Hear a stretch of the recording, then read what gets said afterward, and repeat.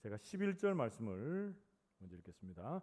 우리는 주의 두려우심을 알므로 사람들을 권면하거니와 우리가 하나님 앞에 알리어졌으니 또 너희의 양심에도 알리어지기를 바라노라.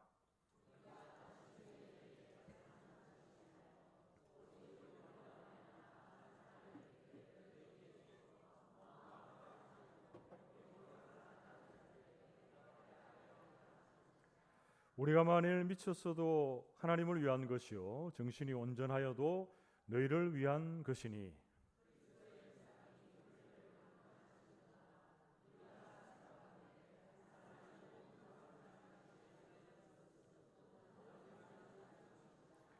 그가 모든 사람을 대신하여 죽으심은 살아있는 자들로 하여금 다시는 그들 자신을 위하여 살지 않고 오직 그들을 대신하여 죽었다가 다시 살아나신 이를 위하여 살게 하려 함이라.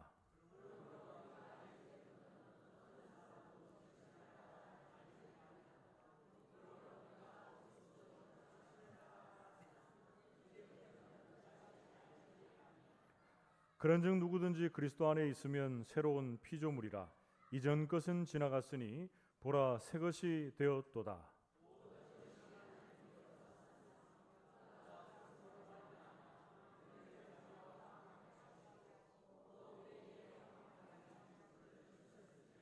곧 하나님께서 그리스도 안에 계시사 세상을 자기와 화목하게 하시며 그들의 죄를 그들에게 돌리지 아니하시고 화목하게 하는 말씀을 우리에게 부탁하셨느니라.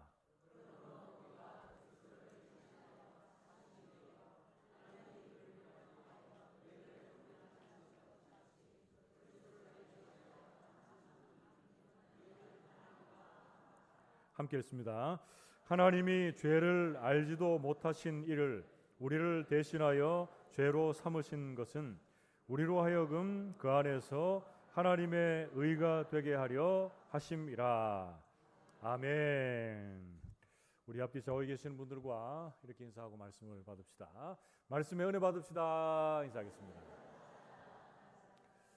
우리가 인생을 살아가다 보면 많은 여러 가지의 인생 질문들을 하게 됩니다. 예를 들자면 내가 지금 걸어가고 있는 이 인생길이 바른 길을 걸어가고 있는 거 맞는가? 내가 믿고 있는 이 종교 어떻게 보면 기독교가 바른 신앙이 맞는가? 이렇게 생각할 때가 종종 있습니다. 그리고 학생들은 내가 왜 공부해야 되는가? 또 뭐 대학생들 같은 경우에는 이 전공이 정말 내가 해야 될 전공이 맞는가? 이런 생각을 하기도 하고 또 서로 사랑하는 연인들은 어떤 생각을 합니까?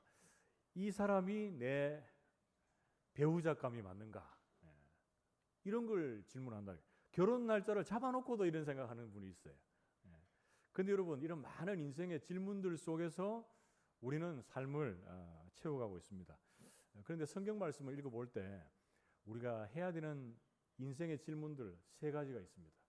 이 말씀은 제가 몇 년 전에 연초에 우리가 말씀을 읽으면 이런 질문들을 꼭 해야 됩니다 라고 하는 것을 나눈 적이 있어요. 그래서 오늘 본문 말씀은 내용도 다르고 또 그때와 이렇게 여러분 배경도 다르지만 우리가 꼭 해야 되는 인생 질문 이 세 가지를 마음속에 담고 또 그것들의 답을 찾아가면서 오늘 본문 말씀을 함께 나누려고 합니다.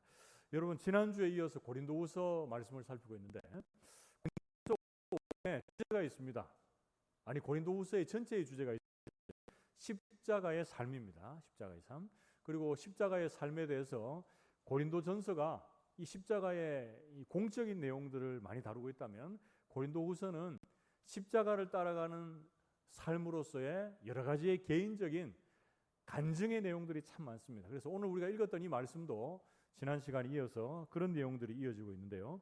여러분 고린도후서 5장 16절에서 17절 말씀을 보면 이렇게 말합니다. 그러므로 우리가 이제부터는 어떤 사람도 육신을 따라 알지 아니하노라. 비록 우리가 그리스도도 육신을 따라 알았으나 이제부터는 그같이 알지 아니하노라. 그런즉 누구든지 그리스도 안에 있으면 새로운 피조물이라. 이전 것은 지나갔으니 보라 새 것이 되었도다. 이렇게 말하고 있습니다. 여러분 오늘 16절 말씀 잠깐 띄워주시면 좋겠는데, 여러분 16절 말씀에 보면 사도가 지금 어떻게 고백합니까? 나는 이제부터 사람에 대해서 육신을 따라 알지 아니하겠다, 이렇게 이제 다짐하고 결단하는 거예요. 여러분 말이 좀 어렵지만 풀이하자면 어떤 겁니까? 사람을 볼 때 이 세상의 능력이나 판단이나 이 세상의 기준이나 잣대로 내가 사람을 평가하지 않겠다, 이런 얘기를 하고 있습니다.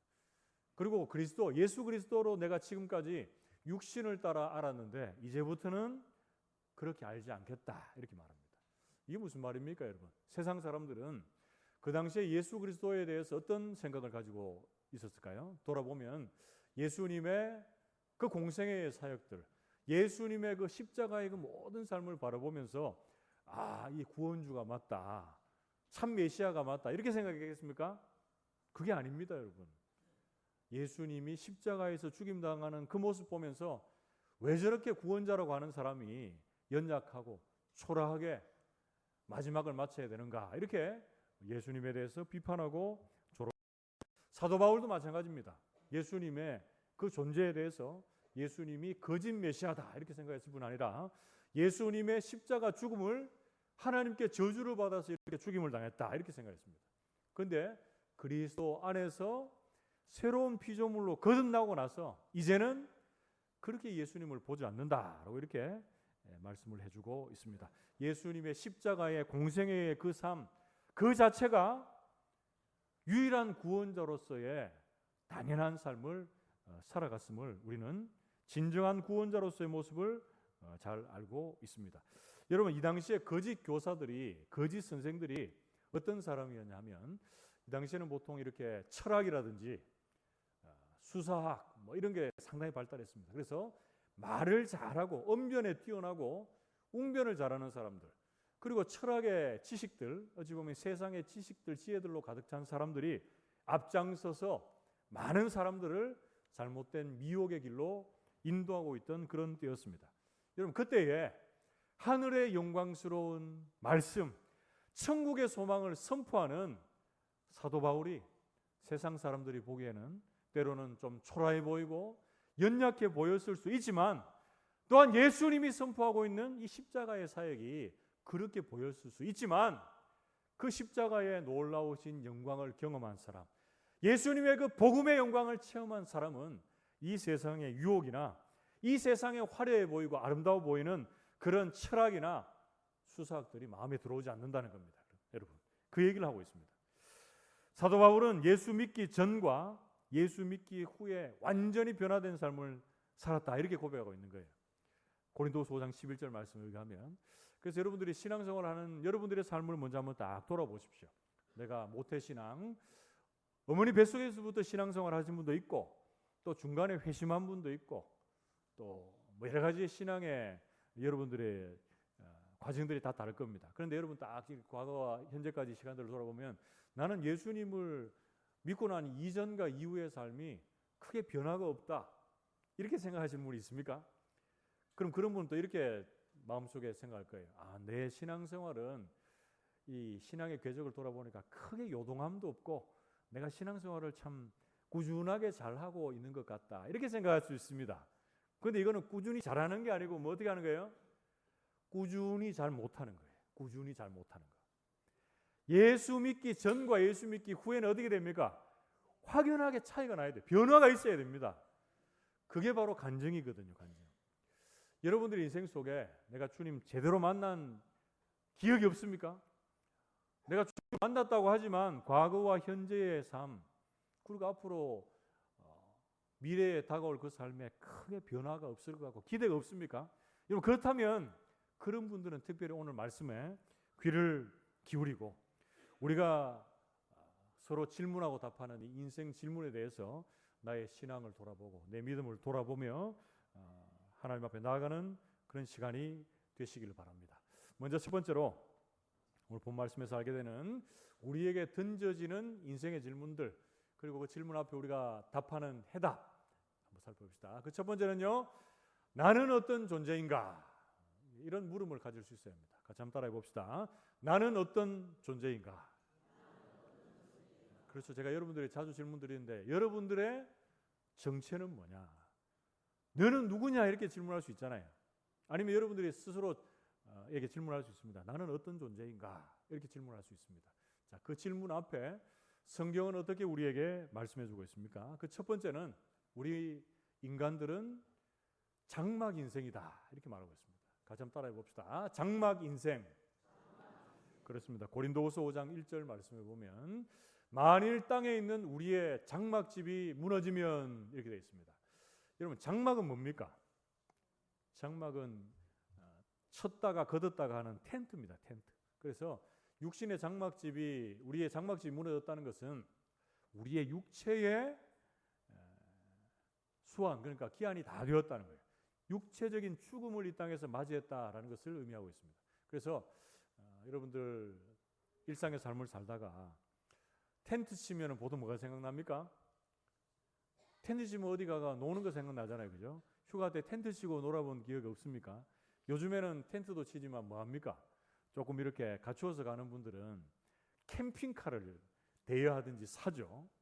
뭐 중고를 사든 새 거를 사든. 그래서 거기에 모든 것을 다 넣고 가서 쉬고 즐기는 거예요. 그런데 여러분, 텐트를 치든지 캠핑을 하든지 하면 하루 이틀은 좋아요. 그런데 이 시간이 언젠가는 어떻게 돼야 됩니까? 끝이 나거든요. 끝이 나요. 장막 인생도 마찬가지입니다. 그곳에서의 아름다운 소풍이 계속될 것 같지만 주님 부르시면 어떻게 됩니까? 날아가야 되는 인생이거든요. 유한한 장막 인생이 우리 모두다라는 것 여러분 기억할 수 있기를 바랍니다. 그리고 두 번째, 우리는 어떤 존재인가? 두 번째는 심판의 대상이 됩니다. 심판의 대상. 고린도후서 5장 10절 말씀에 보면 이는 우리가 다 반드시 그리스도의 심판대 앞에 나타나게 되어 각각 선악간에 그 몸으로 행한 것에 따라 받으려 함이라, 이렇게 말씀하고 있습니다. 저를 포함해서 여러분들 모두가 마지막 그날, 우리의 죽음을 맞이하는 그날 포함해서 주님이 이 땅에 다시 오시는 재림의 날, 우리는 그리스도의 심판대 앞에 섭니다. 그래서 요한복음 5장 29절 말씀에 보면 선을 행한 자는 무슨 부활로 나갑니까?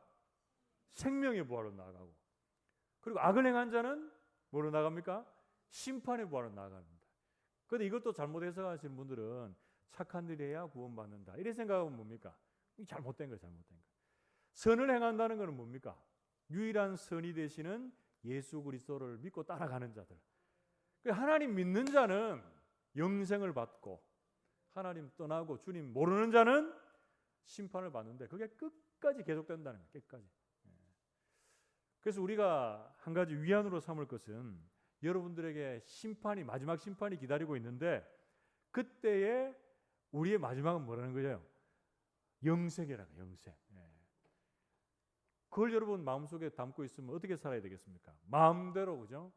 소위 말하는 막 개차반같이 살다가 주님 만나면 되겠습니까? 이게 부끄러운 구원이에요. 부끄러운 구원. 그래서 우리는 마지막 다시 오실 그 주님을 기대하면서 오늘날 매 순간 어떻게 살아야 됩니까? 하나님의 거룩을 사모하며 정결하게 빚어져가는 하나님의 기쁨이 되는 삶을 살아가야 되는 것, 그것이 당연한 삶이 될 줄로 믿습니다. 여러분, 이어지는 고린도후서 5장 11절에서 12절 말씀에 보면, 제가 다 읽지는 않을게요. 거기 보면 이렇게 얘기합니다. 우리는 주의 두려우심을 안다 그럽니다. 앞의 내용과 연결하면 어떻게 되는 거죠? 여기서 두려운 것은 뭡니까?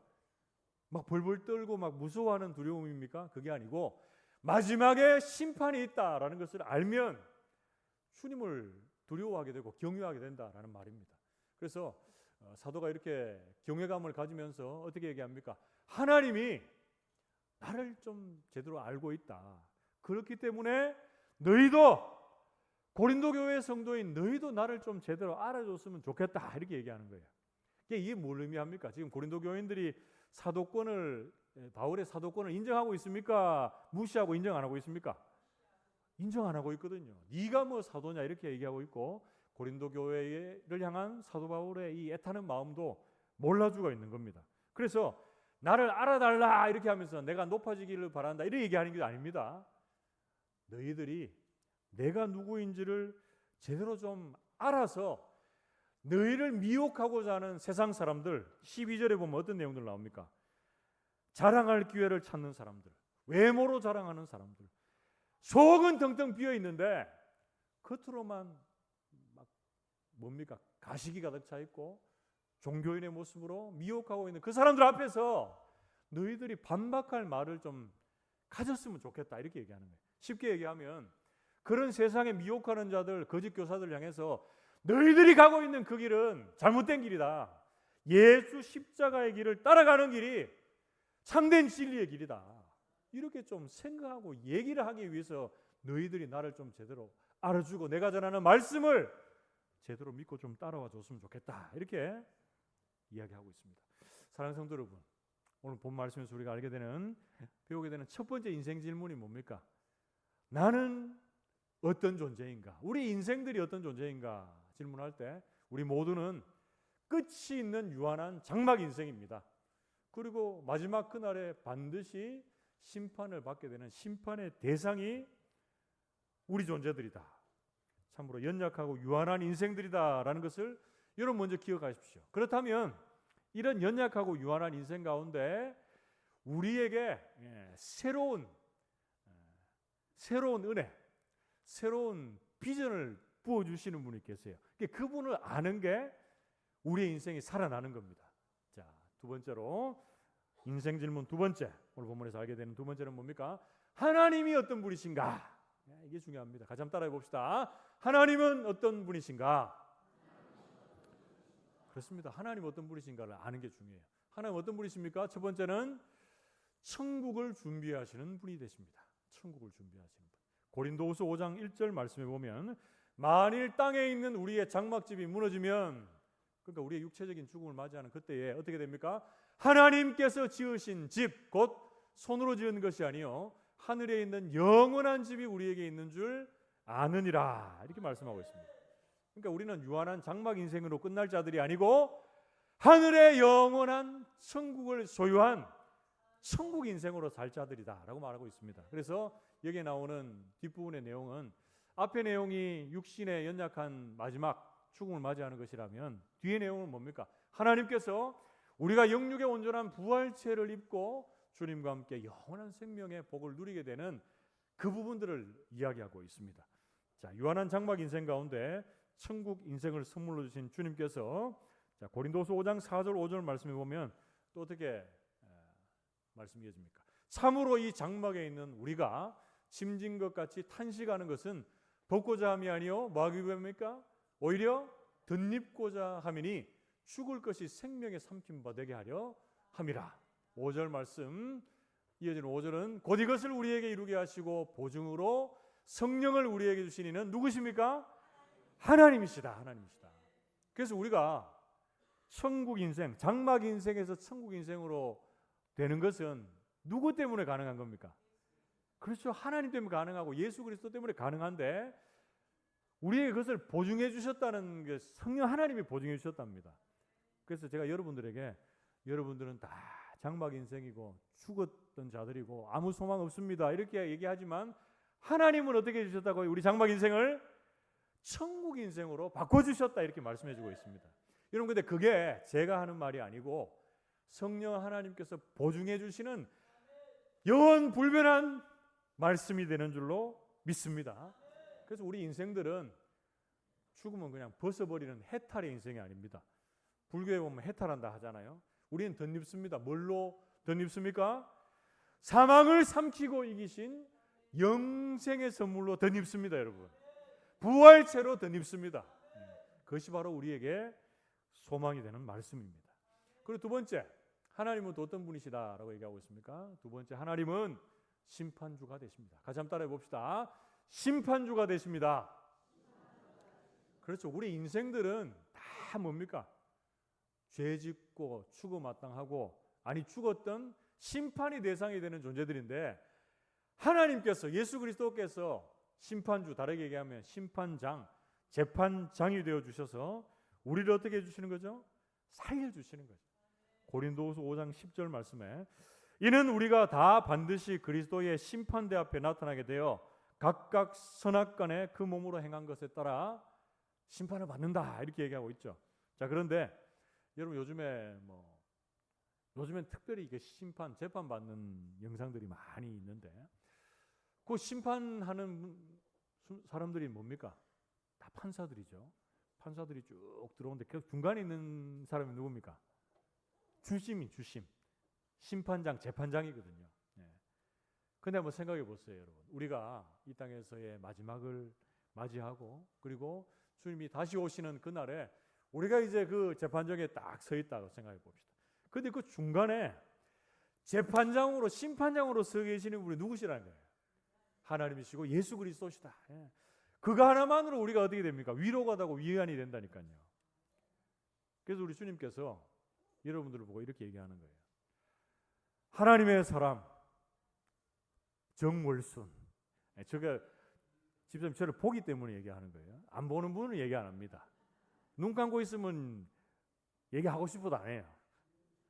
잘 보고 있어서 얘기하는 거예요. 하나님의 사람 정월순. 무죄 이래 얘기해요. 무죄. 죄를 많이 지었지만 무죄 얘기하는 거예요. 다 그렇습니다. 우리가. 죄 안 짓는 사람이 있습니까? 지난 한 주간 여러분 나는 아무 죄도 안 짓고 이렇게 인큐베이터 안에 딱 들어갔다가 최고의 상태로 박테리아도 없고 막 그죠? 그래가 나왔다 하는 분이 있습니까? 지난 주간을 보니까 어떤 캡슐 안에 들어가가지고 사람이 막 목욕을 하더라고. 목욕. 그런데 목욕을 그 애가 깨끗하게 될란가 모르겠어요. 우린 그렇게 살 수 없거든요. 세상에 가서 부딪히고 넘어지고 죄짓고 그래 하다가 여기 오지만 하나님이 어떻게 되는 거예요? 우리 죄를 덮어주시는 거예요. 하나님의 의, 예수 그리스도의 의를 우리에게 주시고 우리의 죄가 주님께로 가는 거예요. 이게 바로 자리 바꿈의 은혜다라고 성경은 말씀해 주고 있습니다. 고린도후서 5장 21절 말씀에 하나님이 죄를 알지도 못하신 이를 그 누굽니까? 예수님이시죠. 우리를 대신하여 죄로 삼으신 것은 우리로 하여금 그 안에서 뭐가 되게 하는 것입니까? 하나님의 의가 되게 하려 하십니다. 이걸 이제 하나님의 의가 되는 것을 조금 우리가 쉬운 번역으로 바꾸면 하나님께서 무죄 선언을 하십니다. 이렇게 번역할 수 있거든요. 그래서 우리 모든 성도들이 오늘 본 말씀에서 배우게 되는 인생 질문 두 번째는 하나님 어떤 분이신가? 이렇게 그 질문을 던질 때 해답이 뭡니까? 장막 인생, 유한한 인생을 천국 인생으로 바꿔주시는 분이시고 심판이 대상이 되어서 마땅히 죽어가야 될 우리들을 심판장이 무죄 선언을 해주셔서 우리를 살게 하시고 영원히 살게 해주시는 재판장, 심판주가 되시는 분이 우리 주님이 되시는 줄 믿습니다. 자, 그렇다면 내가 누구인지도 알고 하나님의 존재에 대해서 우리가 알아갔다면 마지막 세 번째 인생 질문. 자, 그렇다면 우리가 이제 어떻게 살 것인가에 대한 질문에 답을 할 때가 왔습니다. 자, 어떻게 살아야 됩니까? 우리는 이제 하나님을 알고 하나님 앞에서 내가 누구인지를 아는 자들은 어떻게 살아가야 될까요? 그 첫 번째, 어떻게 사는 게 바른 삶의 길입니까? 담대하게 믿음으로 살아내야 합니다. 이렇게 말씀합니다. 같이 한번 따라해 봅시다. 담대하게 믿음으로 살아내야 합니다. 그렇습니다. 고린도후서 5장 6절에서 7절 말씀을 보면 그러므로 우리가 항상 담대하여 몸으로 있을 때는 주와 따로 있는 줄을 아노니 이는 우리가 믿음으로 행하고 보는 것으로 행하지 아니함이로라. 이렇게 말씀합니다. 8절 같이 한번 읽어봅시다. 5장 8절 같이 읽습니다. 시작. 우리가 담대하여 원하는 바는 차라리 몸을 떠나 주와 함께 있는 그것이라. 아멘. 여러분 말이 어려운데 계속 반복되는 게 뭡니까? 우리는 항상 어떻게 해야 된다고요? 항상 담대해야 된다. 이건 다르게 얘기하면 우리는 주님 때문에 늘 든든합니다. 이렇게 되는 거예요. 여러분 가족이나 가까운 지인들이 여러분들이 힘들 때 옆에 있어주면 어떤 얘기들을 많이 합니까? 당신 때문에 늘 든든합니다. 이런 얘기 많이 하죠. 근데 사람은 한계가 있거든요. 사람은 한계가 있어요. 그러나 주님은 우리가 이 육신의 몸을 입고 있을 때나 떠나 있을 때나 항상 어떻게 합니까? 함께 하시거든요. 근데 육신의 몸을 있을 때는 몸을 입고 있을 때는 그 주님이 안 보이니까 주님을 떠나 있는 것처럼 생각하지만 그때에도 어떻게 하고 계십니까? 함께 하고 계시거든요. 육신의 몸을 떠나 주님과 함께 영생의 복을 누리고 있을 때는 말할 것도 없죠. 그래서 우리는 주님과 내가 육신의 몸을 입고 있을 이때나 육신의 몸을 떠나서 주님과 함께 있을 그때나 항상 어떻게 됩니까? 담대해야 된다. 믿음으로 살아내야 된다. 눈에 보이는 것으로 만족하는 인생이 아니고 눈에 보이지는 않지만 하늘의 영원한 것들을 사모하며 믿음으로 사는 복된 인생들 되시기를 축복합니다. 그래서 고린도후서 5장 9절에는 이렇게 말씀합니다. 그런즉 우리는 몸으로 있든지 떠나든지 어떻게 해야 됩니까? 주를 기쁘시게 하는 자가 되기를 힘쓰노라 이렇게 말합니다. 그런데 이 말씀을 읽어놓고도 우리는 항상 뭘 우선적으로 생각합니까? 내가 좋아하고 내가 기뻐하고 그걸 먼저 생각합니다. 제일 좋은 거는 주님이 기뻐하시는 것을 내가 기뻐하는 게 제일 좋아요. 근데 주님이 기뻐하시는 것과 내가 기뻐하는 게 달라요. 다른 보통 우리는 어떻게 합니까? 주님을 우리 쪽으로 막 계속 땡긴다는 거예요. 땡겨요. 그럼 되겠습니까? 어린 아이들 같은 경우에 막 게임하고 그죠? 막 노래방 가고 막 이런 거 좋아해요. 그러니까 주님, 나 이거 너무 좋은데 주님도 여기 와서 내하고 춤추고 노래 한번 부릅시다. 게임 한 판, 2인 1조로 한번 합시다. 뭐 이래 합니까? 애들은 충분히 그럴 수 있어요. 그러나 여러분 그거는 바른 게 아닙니다. 뭐가 바른 겁니까? 주님이 기뻐하시는 것을 내가 기뻐하고 주님이 싫어하시고 미워하는 걸 내가 미워하는 게 중요하다니까요. 그래서 여러분 찬양 중에 이런 찬양 들어보셨죠? 나 주님의 기쁨 되길 원하네. 주님의 기쁨이 되는 게 너무 중요하다. 그래서 우리 성도들은 살든지 죽든지 몸을 입고 있든지 떠나든지 항상 담대하게 믿음으로 살아갈 뿐 아니라 주님을 기쁘시게 살아낼 수 있게 되기를 주님의 이름으로 축복합니다. 그리고 또 우리가 어떻게 살 것인가? 두 번째 답은 주님을 위해서 사랑으로 살아내야 합니다. 이렇게 말씀합니다. 여러분 고린도후서 5장 13절에서 15절 말씀해 보면 특별히 14절에 이렇게 우리에게 소개합니다. 그리스도의 사랑이 우리를 강권하시는도다. 우리가 생각하건대 한 사람이 모든 사람을 대신하여 죽었은즉 모든 사람이 죽은 것이다. 15절은 같이 한번 읽어봅시다. 15절 같이 읽습니다. 시작. 그가 모든 사람을 대신하여 죽으심은 살아있는 자들로 하여금 다시는 그들 자신을 위하여 살지 않고 오직 그들을 대신하여 죽었다가 다시 살아나신 이를 위하여 살게 하려 함이라. 아멘. 그리스도의 사랑이 사도 바울을 강권하신다. 이 강권한다는 것은 휘감는다는 거예요. 이끈다는 거예요. 하나님의 사랑이 바울을 이끌고 있기 때문에 바울은 누구를 위해 삽니까? 자기를 위해 살지 않고 자기 대신 십자가에 못 박혀 죽임당하시고 자신을 살려주신 주를 위해서 산다. 이렇게 고백을 하고 있습니다. 이러한 예를 한번 들어볼게요. 여러분 그런 기사들을 많이 봤을 텐데 참 건강하게 있다가 갑자기 돌아가시는 분이 있어요. 그럼 그런 분들이 생전에 장기 기증을 합니다. 그럼 그분이 죽고 나서 여러 사람이 막 살거든요. 어떤 사람은 심장이 가기도 하고 어떤 사람에게는 눈이 가기도 하고 이렇게 사는 거예요. 그래서 그 장기 기증을 받고 이렇게 인터뷰하는 걸 제가 몇 번 봤는데 내가 죽은 인생인데 내게 이렇게 귀한 것을 선물로 주셔서 나를 살게 하신 그분께 너무 감사하다 이렇게 얘기하면서 그 사람을 위해서 살지는 않겠지만 그 사람의 감사하는 그 마음을 가지고 사는 거예요. 어떤 사건 사고들이 났는데 그 한 사람이 위험에 처한 사람을 살리고 그 사람이 죽었어요. 그러면 산 사람이 어떤 마음이 들겠습니까? 자신을 살려준 그 사람을 위해서 감사하는 마음이 있겠고 내가 죽어야 되는 인생인데 내가 살아났기 때문에 내가 정말 그를 위해서 살고 제대로 살고 이런 믿음의 고백을 하지 않겠습니까, 여러분? 마찬가지입니다. 여러분 저는 다 죽었어요. 다 죽었어요. 살 수 있는 가능성이 요만큼도 없었습니다. 그런데 주님이 십자가에서 중요한 말이 나옵니다. 대신 내가 죽어야 되는데 주님 대신 죽으셔서 우리를 살리셨습니다. 그렇기 때문에 우리는 이제 누구를 위해서 사는 자가 되어야 됩니까? 주를 위해 살고 그 사랑을 나타내고 전하는 삶을 살아내야 된다라고 성경 말씀해 주고 있습니다. 우리만 잘 살면 되는 게 아니에요. 그 사랑이 흘러가야 된다. 유통되어져서 전파되어야 한다라고 성경은 전체적으로 우리에게 말씀해 주고 있습니다. 마지막으로 자, 그럼 우리는 어떻게 살 것인가? 담대하게 믿음으로 살고, 그리고 주를 위해서 사랑으로 살고, 마지막 세 번째 어떻게 살아야 됩니까? 화목케 하는 직분으로 살아내야 합니다. 같이 한번 따라해 봅시다. 화목케 하는 직분으로 살아내야 합니다. 그렇습니다, 여러분.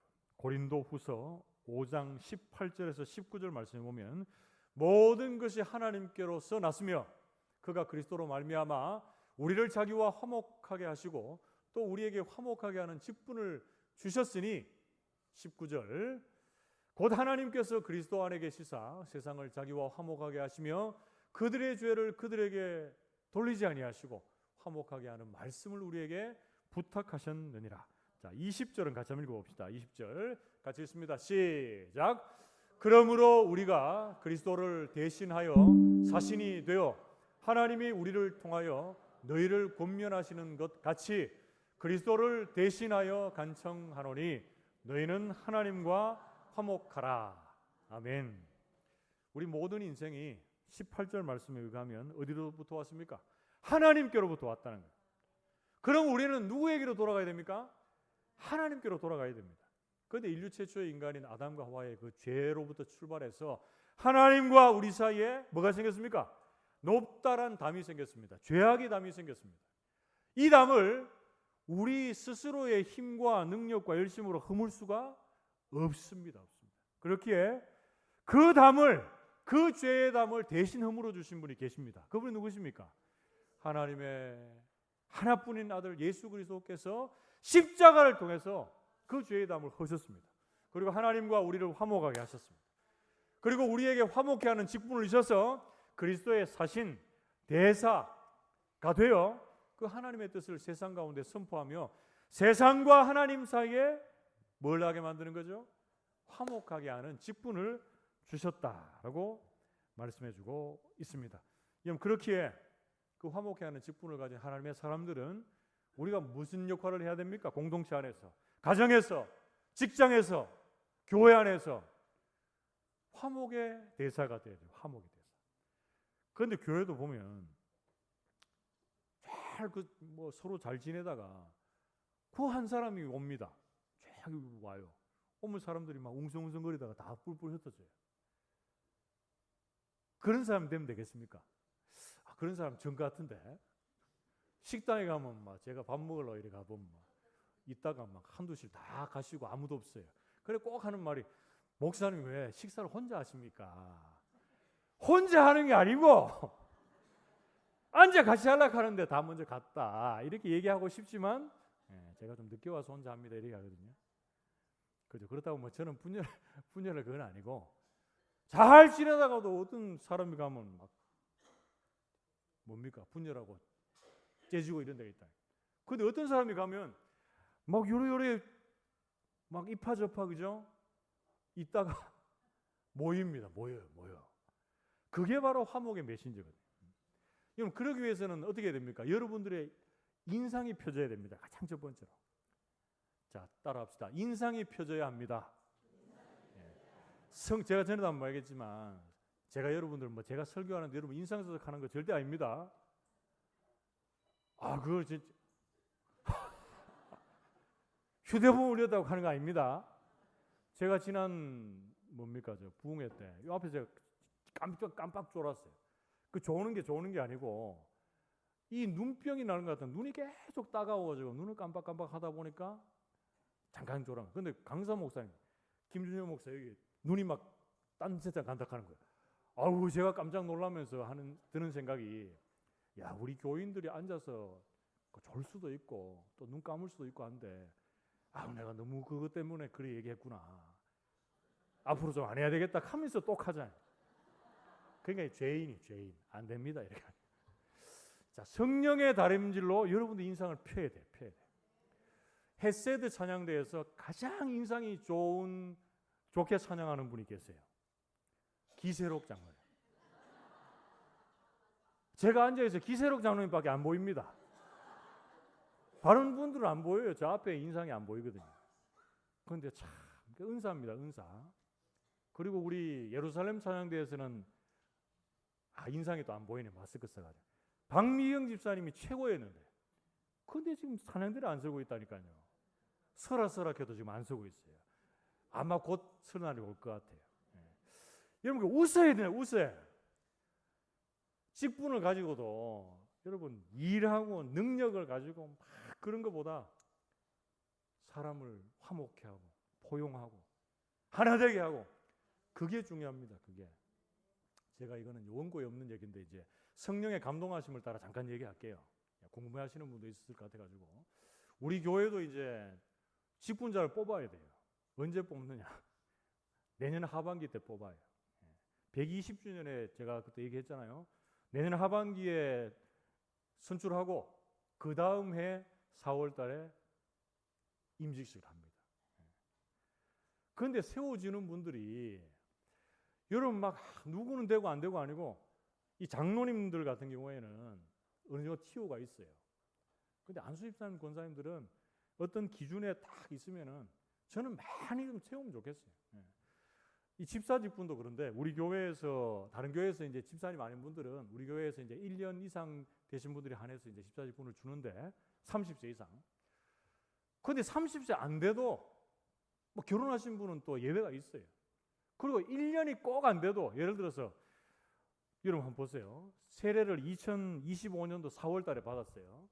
그럼 이분이 내년 2026년도 4월 달 돼야 1년 되는데 그럼 그 다음 해로 넘어가가 또 직분 받는 것보다 그 다음 그러니까 좀 일찍 받는 것도 괜찮잖아요. 그죠? 그래서 제가 세워보면 제가 세우는 건 아니지만 이렇게 교육자들이 또 장로님들이 후보군을 딱 해서 하면 제가 확신하는데 일꾼 세워가지고 잘하는 분이 못하는 분보다 더 많아요. 더 많아. 그러니까 일꾼은 자꾸 세워야 돼요. 그런데 세우되 어떤 분을 세워야 돼요? 성령의 다림질을 받고 육신의 모두가 성령으로 충만하게 샤워한 분들, 그분들을 세워야 된다. 이거 원고에 없는 얘기를 하면 길어지니까 여기까지 할게요. 여기까지 하고 말씀을 마무리하겠습니다. 사랑하는 성도 여러분, 오늘 인생 질문을 제가 많이 드렸는데 첫째, 둘째, 셋째 띄워주세요. 어떤 질문을 했습니까? 나는 어떤 존재인가? 우리는 유한한 장막 인생이고 심판받아 마땅한 심판의 대상입니다. 그런데 하나님이 이 장막 인생을 천국 인생으로 바꿔주셨습니다. 심판을 받아 마땅한 우리를 영원한 생명으로 바꾸어 주셨습니다. 그렇게 우리 성도들은 어떻게 살아가야 됩니까?